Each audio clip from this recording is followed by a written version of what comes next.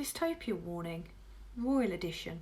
Now, it might not shock you to learn that I'm not a big fan of the royals. No, they're peak Tory, mate. But not a lot is known about them because they're a shadowy lizard sect that dwell underground. So here's a quick rundown of the royals. This is Sausage Fingers. He became king when his mum, the Queen, died. When she died, people didn't know what to do because she'd always been about. So they decided to queue and track her coffin like it was a Deliveroo order. Or the International Space Station, you know. It was a hardcore mourn. So because she's no longer still standing, yeah, he automatically takes her place. Have no real beef with the Queen, you know. Your song, fucking banger.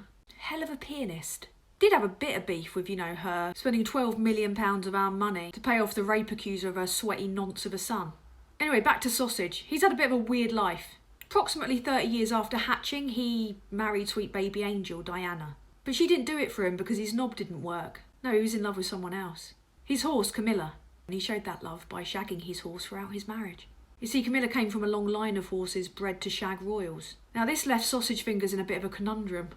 But Lady Luck decided to shine on him. Well, that and the fact that his dad Deadpool had Diana tunnelled, so, you know, problem solved. People have been wondering whether or not Sausage Fingers' son, Harry, will turn up because he was booted out the royal family for being a ginge. And his wife Meghan's not allowed in because she's a beautiful woman of colour. Both those things are frowned upon in the royal family.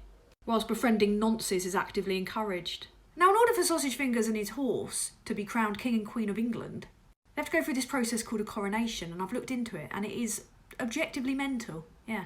There's a thing called a homage, the crowning, the investiture, sacrificing a working class child, but there's more. And it involves him actually doing some work for once. He's got to find this thing called the Ocarina of Time, right? Then he's got to go to the Temple of Time after having obtained the Ocarina of Time and pull the Master Sword out of the fucking stone. And find a collection of rare gems known as the Triforce, right? Then he falls into a deep sleep for 7 years. Mind blown. Now you might be forgiven for thinking, how the fuck can they get away with this shit? Building a gold carriage at a time when things are so desperate in this country that Sausage Fingers has to hide his digits in portraits so malnutritioned working class kids won't try and chew on them. Well, the answer's pretty simple, really. It's because we let it.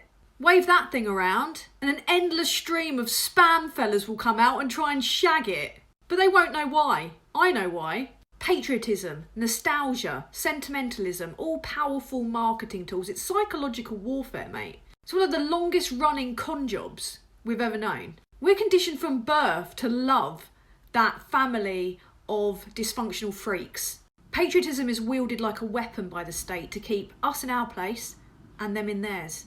Look at the flag, don't question £100 million being spent on a party for toff fuckers, whilst the country's on its arse after 13 years of misrule by the most corrupt government we've ever known.